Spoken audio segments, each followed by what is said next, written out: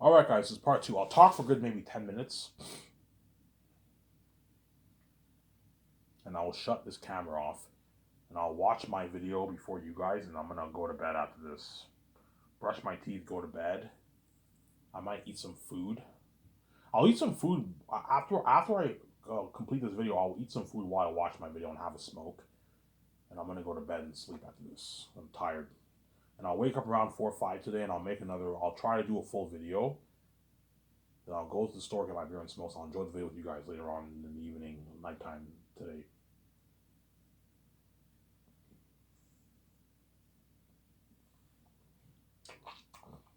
Yeah, so if I release my movie on streaming, obviously, I'll price my movies for like $29. That's a good deal. $29, $29.99. That's a good deal for you guys. $29.99 for each of the three volumes. So $90 you pay in total. It's cheaper than the 4K Blu-ray box, obviously. And if I release my movie online, I take home all the pie. I don't have to worry about splitting the profits on Amazon because I'm pricing it for less. Obviously, I'll make about the same amount of money.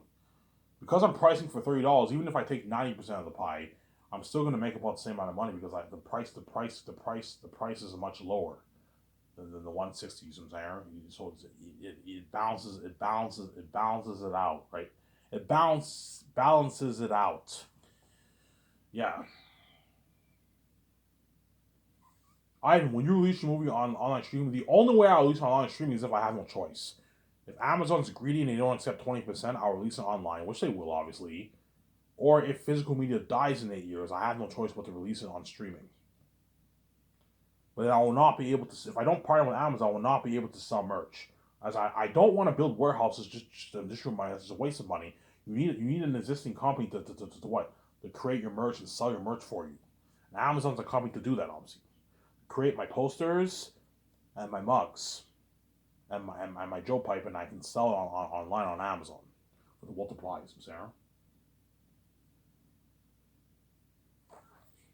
Amazon has big resources. It's a worldwide company. Obviously, they're all over Europe, Canada, America, South America, China, Japan, New Zealand, Australia, and all those countries. That's why they're the perfect company to partner with. But my deal is 7220. I'm not going any higher or lower than that, Sarah.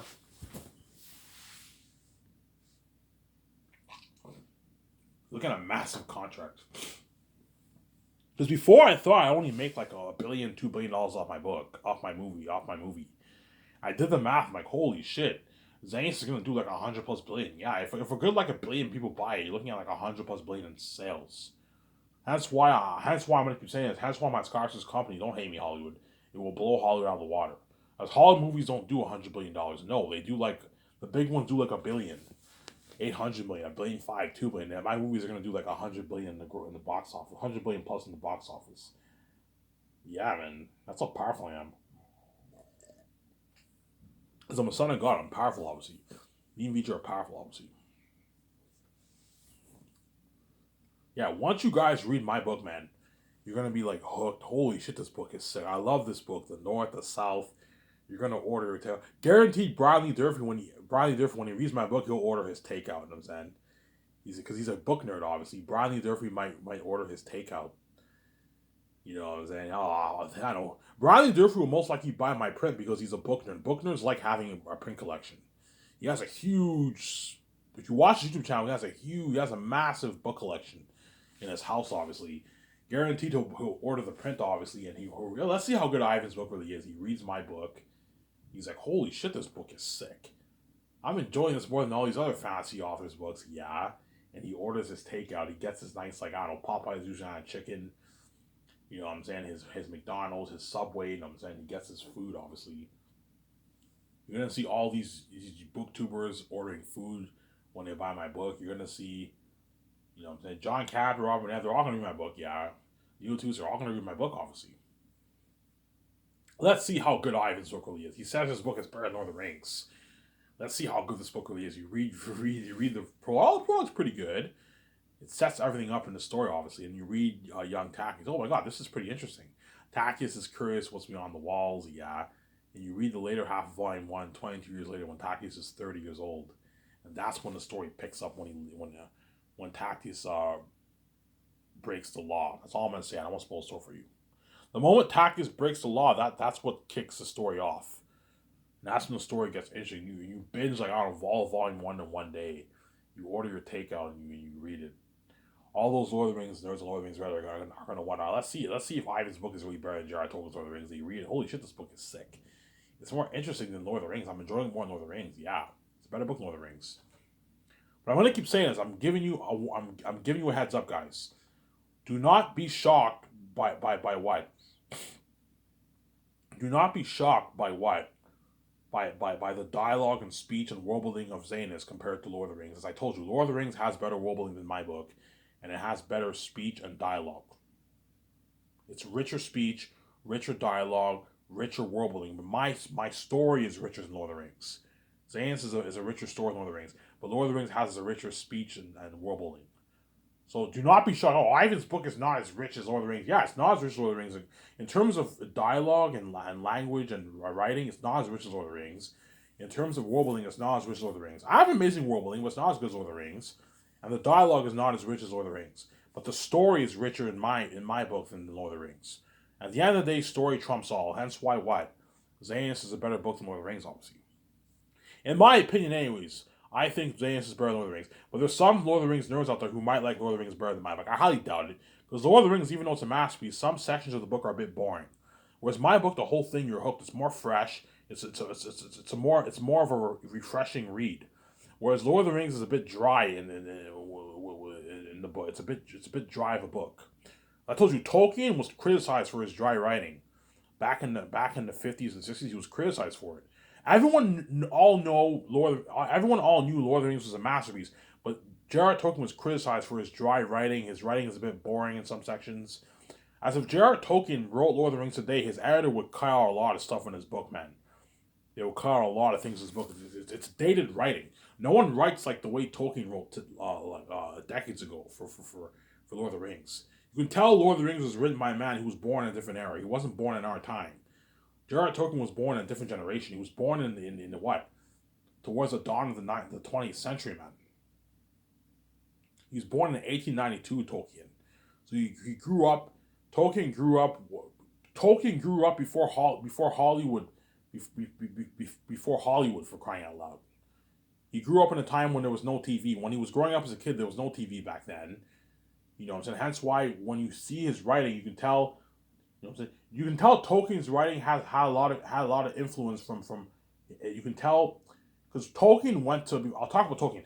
Tolkien went to was in World War One, and he, according from what I read, all his friends that he knew, they all died in World War One, and you can tell, you know what I'm saying, Tolkien has a lot of what he took a lot of his life experience and he applied that towards his writing for Lord of the Rings, obviously.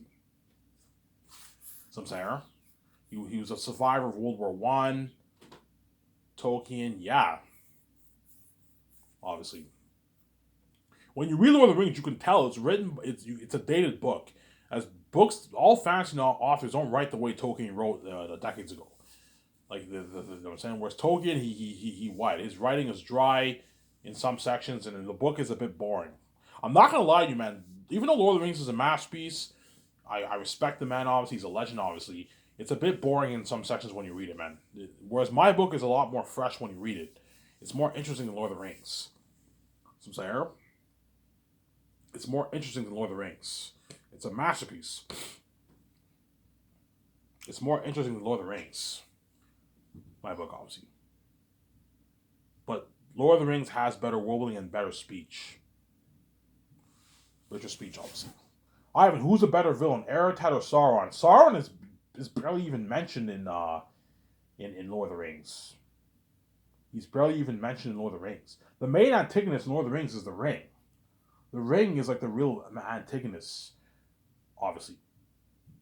The Ring is like an expression of Sauron. It's like a part of Sauron. It's an expression of Sauron, obviously. The Ring is the main antagonist of Lord of the Rings. It possesses people, hence why Frodo has to destroy it. To destroy Sauron once and for all. But Sauron is barely even in the book when you read it. He's barely mentioned, you know what I'm saying? Whereas Eretad's a real villain in the story, obviously. He's a devil wolf king in the south, obviously. That's why I believe Zanus is better than Lord of the Rings, obviously. Trust me, guys, my book sucked. I will tell you flat out, Lord of the Rings is better than Zane's, but it's not. I read my book many, many times. I'm going over the editing process right now. And every time I read it, I'm hooked. My God, this book is sick. Yeah, it's an amazing story. That's why the movie will be the best story ever told, man. And Peter and Mel are going to want to get their hands on my story so bad. Ivan, yeah, that's a unique story, Ivan. The North, the Holy North, the Cursed South. You pass this mystic veil, and once you pass that mist, you're in a different atmosphere. You're in the South. The South is cursed. Eretat, the animal kingdom. Eretat's the king of the South. He lives in all the demonic wolves of Barak. You know what I'm saying? Yeah. And Barak is a huge land. There's over, I don't know, 30,000 people, wolves living in Barak. It's a huge, huge land, Barak. A massive land. Massive land, obviously. It's the biggest land, actually. Barak is bigger than Zanus, is bigger than Cyrus, is bigger than Cyrus. It's a massive land. And so I'm gonna tell John how make sure Barak you make Barak a huge, massive city, huge, massive land. It's huge, and all the demonic being wolves live there. Imagine applying it onto the screen, man. Look at an amazing story. Eretas, the king of the South, king of that region. Look at an amazing story, yeah, man. Before I turn my camera off here, once, I don't know, I released my book for purchase on Lulu, obviously, and the 4 days go by, I get my check, obviously, I don't know, my $10 check, don't hate me, you know what I'm saying? And I see Regional Science, Regional will ask me, Ivan, I read your book. She told me, Ivan, did you really write this all on your own? You wrote this book, Ivan? I'm like, yeah, I wrote it. Holy shit, Ivan, this is a masterpiece, this is an amazing story, Ivan. You know, I'm saying, you wrote this, Ivan? Oh yeah, I wrote. Oh my God, Ivan, this is a masterpiece. I love this book. I love the character of Lithia. You know what I'm saying, I can't wait to play Lithia, Ivan. You can see how psyched she is. I'm saying, yeah, Ivan, I see your point. If you put $1 billion towards this kind, if you put $1 billion towards this kind of story, 1,020,000,000 towards this kind of story, Ivan, I can see this being the best movie Joe's ever made. Yeah, man, it'll finally hit your mind. Once you read my book, it's finally gonna dawn on you. Yeah, I see Ivan's point. If you turn this kind of story into a movie and you pour a lot of money towards it, remember that, right? $1 billion towards it, billion plus towards it, 1,020,000,000 towards it. You know what I'm saying? You have Ivan act as Tactics, Vijay act as it, then you hire the right Hollywood actors. You tell that kind of story. You're looking like the best movie children ever made. Yeah, something that can even top The Godfather, Lord of the Rings, Transformers, the original Star Wars. Yeah, man. Zanus is so good, I believe it even tops George Lucas' original Star Wars. And the original Star Wars were masterpieces. The first two movies, was Return of the Jedi, I didn't like too much. I found it a bit goofy, to be honest. Alright, is Return of the Jedi your favorite? No, Return of the Jedi for me is the worst. A lot of people like it the best, but I like it the least. I think Return of the Jedi is the worst of the three movies. Because it's a bit goofy with the Ewoks. It was a bit goofy. It was a bit goofy. Return of the Jedi, they lean towards the goofiness of Star Wars. With the Ewoks, the Ewoks were a terrible idea to add in the movie, obviously. Yes, Luke kicks ass, obviously, but the whole thing with Luke, he tries to redeem his father, and you know what I'm saying? I'm like, yeah, I like Empire better. I like New Hope better. I like Star Wars and Empire better than Return of the Jedi, to be honest. That's my opinion. If you like Return of the Jedi better, it's within your rights, your opinion. Everyone has their own opinion, obviously. Yeah, Zanus is so good. I think it will top Star Wars the originals. It will top The Godfather. It will top even Lord of the Rings, and it will top Transformers. It will top Harry Potter. It will top Gladiator. It will top Braveheart. It will top all these these amazing movies, man.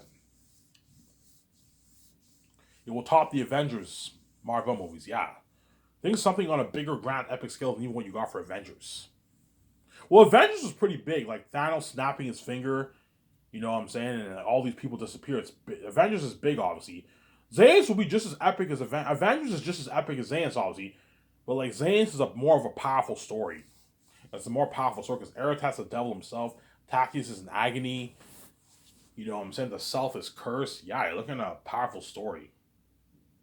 Yeah, man. That's why Zanus was the best story ever told in most adventure. Yeah, man. Trust me, you guys see I'm crazy. Once you read my book, you'll see what I mean. Looking at an amazing story. Yeah, man. Anyways, in this video, I talked for good, I don't know, I talked for good what? About 55 minutes here? Sorry, for a good 45 minutes here. I'm going to shut this camera off and I'll watch the video hours before you guys. And later on today, I'll upload the video and I'll make another video when I wake up. Alrighty, guys? It's Ivan Amara. I'm signing out. Peace.